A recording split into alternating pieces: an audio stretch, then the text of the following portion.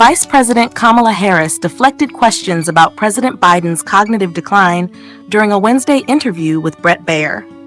When asked about her awareness of Biden's mental faculties, Baier pressed, "You've said before that Biden was sharp and outperformed his staff. When did you first see signs of decline?"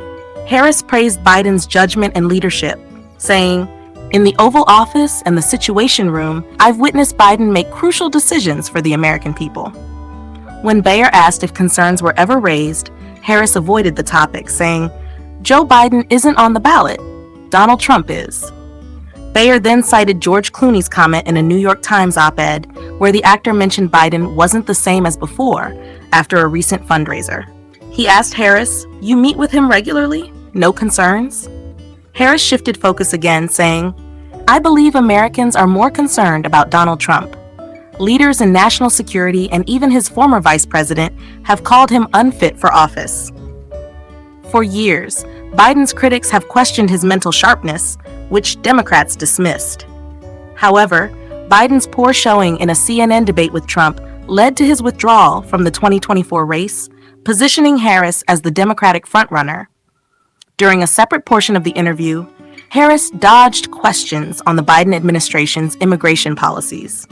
When Baier asked how many illegal immigrants had been released, Harris turned the conversation to Trump, saying, "The immigration system is broken and needs fixing."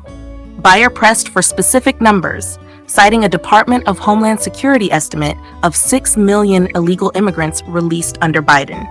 He asked Harris about the reversal of Trump-era policies, like Remain in Mexico, and its connection to the release of violent criminals.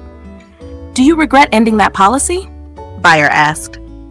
Harris defended the administration's approach, pointing to their push for immigration reform, accusing Trump of blocking bipartisan efforts.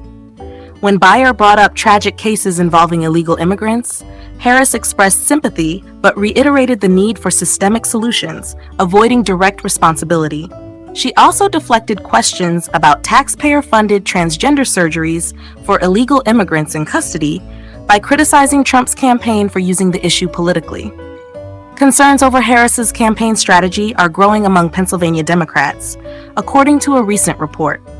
A Politico article highlighted frustrations with the campaign's Pennsylvania manager, Nikki Lou, citing poor engagement with local leaders and ineffective outreach to key voter groups. Democratic officials raised alarms over mismanagement and a lack of connection with Philadelphia's African American and Latino communities. Harris's national campaign manager, Julie Chavez Rodriguez, responded by emphasizing their robust outreach efforts and campaign infrastructure, which includes 50 offices and 400 staffers in Pennsylvania. Despite these reassurances, some Democratic leaders worry that Harris's messaging, particularly on the economy, is being outpaced by Trump's campaign.